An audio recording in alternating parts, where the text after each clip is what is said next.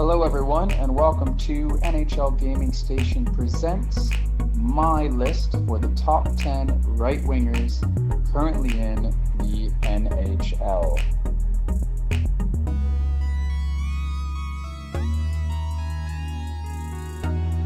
Now remember, this is my list for the top right wingers in the NHL. I will be going from 10 all the way down to 1, with one honorable mention thrown in there as well.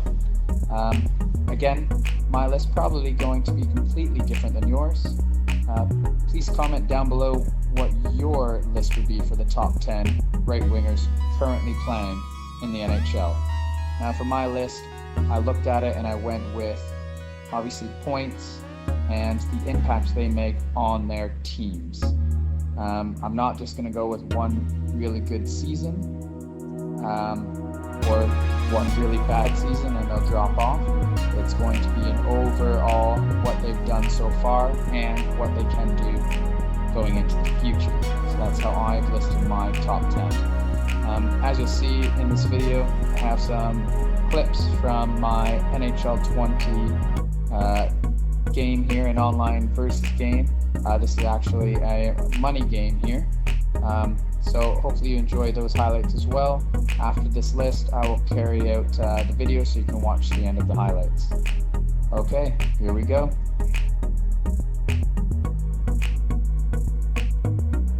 Before we get going into my top 10, I would like to do one honorable mention to Jakub Voracek of the Philadelphia Flyers.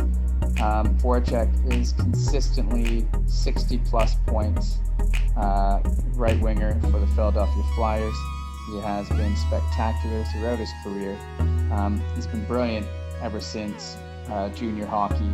If you haven't seen his Spittin' Chicklets interview, it's amazing. He is such a chill guy, and for someone who is so relaxed and drinks so much alcohol, I can't believe he's had this amazing of a career. The man is an absolute beast. He can just do it all. I'd like to see him score a few more, but hey, the guy likes to set it up.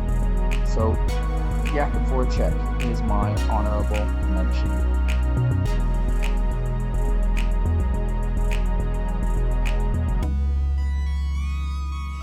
Okay, now for number 10 of my list. Now this might be a little bit of a controversial pick, but my number 10 is William Nylander of the Toronto Maple Leafs. Now, like I said in the introduction, I'm not going to just take one bad season. Yes, last year he came in late after that whole contract dispute and he had a terrible year, points-wise. But if you watched him play, his puck possession, he was dominant both ends of the ice. He just couldn't get any points, couldn't get the puck in the net. Go for the year before, great, 60 plus points. This year again, 60 plus points, 30 plus goals, and he's just going to get better and better. When Willie is on, he is just a dominant player. He can hold that puck as good as anyone else in the league. I think William Nylander will continue to get better and better, and I expect 70 plus point seasons for at least the remainder of his contract. Worst case scenario, William Nylander will be a 25 to 30 goal scorer and get you anywhere between 55 and 65 points. Can't go wrong with that.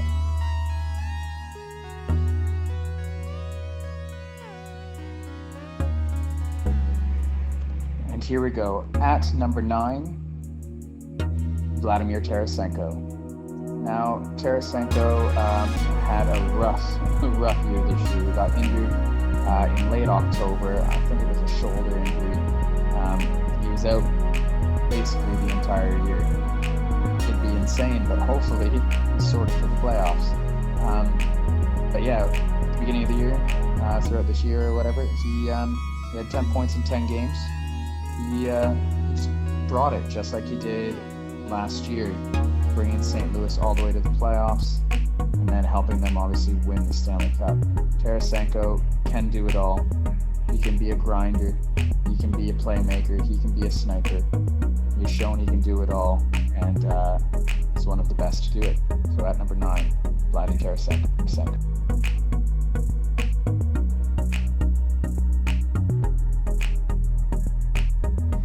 At number 8, we have Patrick Laine from the Winnipeg Jets. This might also be a controversial pick, especially where he is, even be ahead of Tarasenko. But the thing about Laine is, when he's on, he's the most ruthless goal scorer in the NHL. I'd even compare him or put him above Alex Ovechkin. When Laine is on, the puck just continues to go in the net. The only problem with him is he goes on these hot and cold streaks. Once he sorts out that, you'll see 40, 50, 60 goals easily from Laine. Even when he has a bad year, he's getting 30 goals. It's weird watching him. It's like when he gets the puck, the whole world slows down, and then his shot is just ridiculous. He'll keep getting better and better. He'll get more consistent as he matures. I expect him to be a perennial 40, 50 goal scorer every single year. And again, worst case scenario, he gets 30 plus, even on bad years. So Patrick Laine, number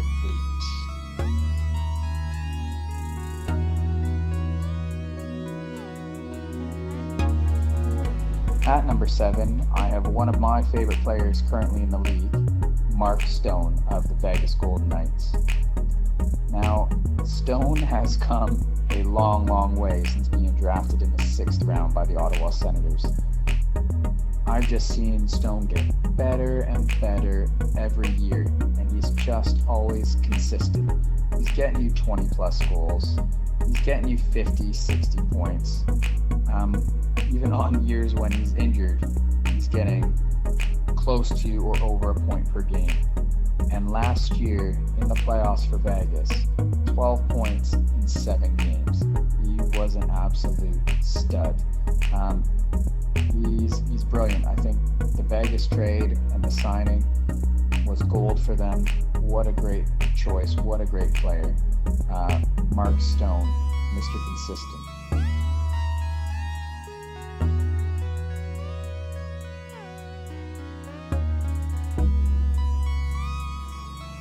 At number 6, we have Mikko Rantanen, one of the 3 heads of the 3-headed monster in Colorado. Rantanen has been an absolute stud, at least for the last couple of years. Completely deserves that massive raise he got. And I guess based on that raise, Nathan McKinnon's like, thank you very much. I'll be making a ton as well. But yeah, Rantanen has he's been consistent for the last couple of years. He broke into the league with 38 points, I think, in 70-something games, 2016-17, and then he had a great World Championship for Finland. Followed that up with over a point per game for Colorado. Then again, even better, higher points per game percentage, 2018-19, and then this past year, even with injuries, still put almost a point per game. Rantanen is going to be an 80-plus point player for probably the remainder of his contract. Getting that chance to be with McKinnon, Landeskog, that young core in Colorado, Rantanen's just going to keep moving up this list as a top right winger. He's so good, and right now I have Colorado doing massive damage come playoff time this year, and I know Rantanen's going to be a big part of that. So Mikko Rantanen, he's currently my number 6 on the top right winger.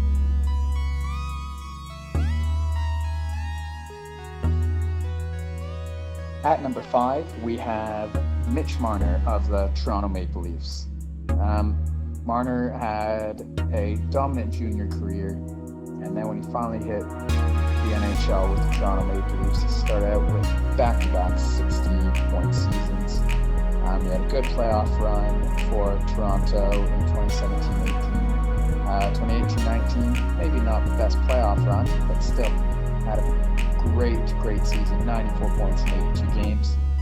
He had that little contract dispute this past year, but you gotta pay the kid. Just sucks that Austin Matthews got paid 11.5, so Marner wanted more. Fair to him, why not? You got to get paid. But 94 points in 82 games. He just proved it right there. This past year, on apparently a down year, he didn't play that well. Still managed 67 points in 59 games. He was on pace for 20 plus goals. He would have gotten 80 plus points. Marner, he played well, and even when people think he's not playing well, to get points like that and to have the impact he does on the penalty kill and the power play, he just proves he's one of the top players in the NHL. Definitely a top 5 right wing. So right now, I have Mitch Marner at number 5 for top 10 NHL right wings. Just a note, the kid's still only 23. He's got years to go, and he's going to get better and better. He will be 80 plus points for this entire contract.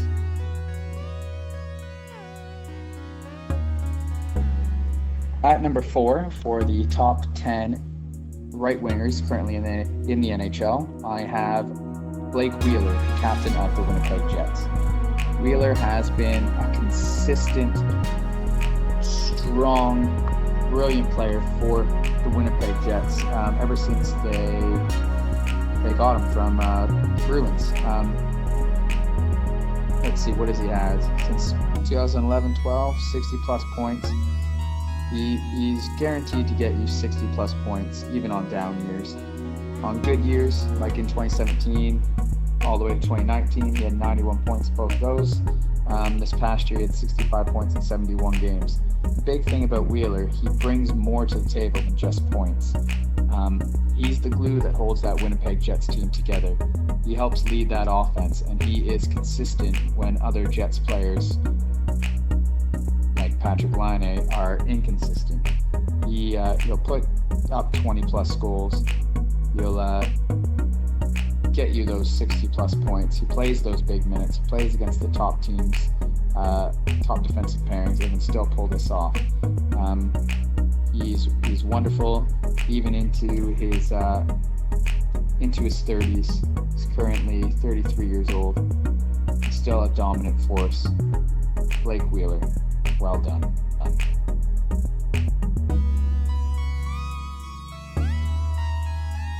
At number 3, I have David Pastrnak, the current Rocket Richard Trophy winner. Well, co-Rocket Richard Trophy winner with Alex Ovechkin. David Pastrnak had a great year this year. He had 95 points. He was on pace for well over 100. He was getting well over 50 goals. The guy can just change a game. It seems he's always in the right position for that nice little one-timer or a little tap in there. He's always in the right position there. And when he wants, he can just pick up speed. And it looks like the entire game slows down. The defenders slow down, and he's around it. I love the Torrey Crew bomb down the ice while Pasternak's doing his curl to pick up that puck before the icing and scores. It's an amazing play, and it would only work with David Pastrnak on the Boston Bruins. He had a great year this year. He's going to have great years to come. He's probably one of the most underpaid players in the NHL. This guy should be getting 10 plus million easily. But hey, good old Boston getting that discount. David Pastrnak, phenomenal player. Currently number 3. Wouldn't surprise me this time next year. He's up to number 1.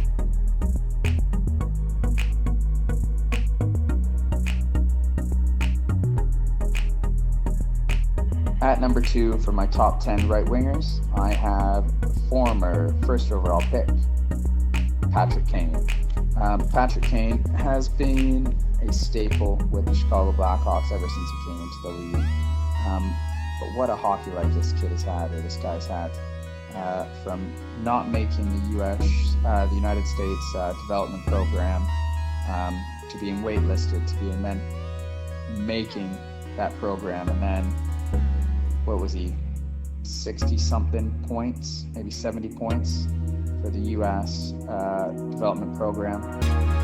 Then going to the OHL to absolutely dominate his year there with the London Knights, 145 points in 58 games.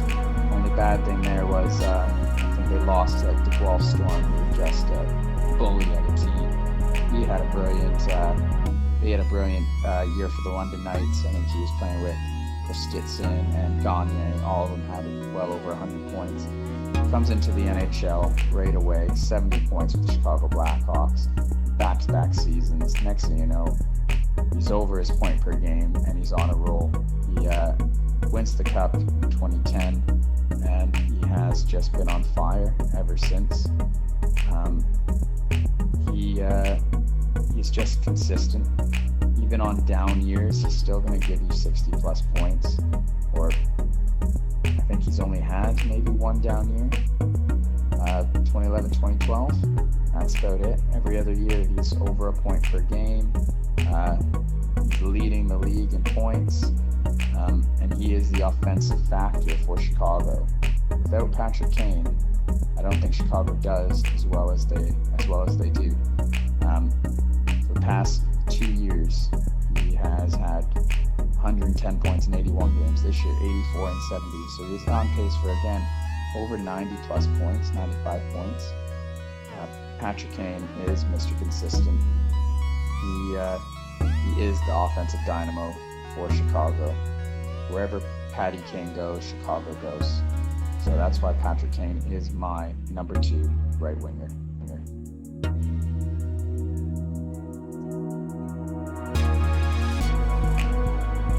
And now for my number 1 ranked right winger currently in the NHL is Nikita Kucherov from the Tampa Bay Lightning. Since his second season in the NHL, Kucherov has been an absolute stud. His first 2 years, he had over 65 points, and ever since then, he's at well over a point per game. In 2018-19, he had the most points in the NHL, 128 points in 82 games. This past year, 85 points in 68 games. Really, the only flaw for Kucherov is gets a little angry sometimes, and that costs his team, just like last year in the playoffs against Columbus. That suspension was warranted, and it was just a stupid, silly play by him. Sometimes his head just goes. But when he is on, he is ruthless. Him with that team, he can set up plays, he can back check, he can score from anywhere. Nikita Kucherov is just dangerous from all over the ice, and he will continue to be on his, from what I think, took a pretty good deal from Tampa Bay. This guy could be making easily $12 million. If Panarin's at 11 plus, Kucherov should be up there as well. I don't see Kucherov slowing down anytime soon, especially with that core in Tampa Bay. He'll still be well over a point per game for the majority of this contract, and I expect a big year from him going into the playoffs. I have Tampa Bay making it to the finals against the Colorado Avalanche, and I can't wait to see Kucherov Stamkos against McKinnon and Rantanen. It is going to be phenomenal.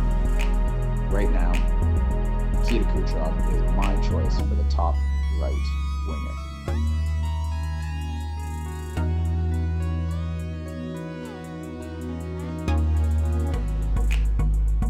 Okay, that's my list for the top 10 right wingers with my honorable mention currently in the NHL. Obviously, this list is constantly changing. That is just what I have currently. Who knows? After these playoffs, it might change again. Please comment down below what your thoughts and your list. Who do you think are the top 10 right wingers in the NHL? Feel free to stay watching the video, catch the rest of these highlights of this game. I hope you enjoyed it. Thank you.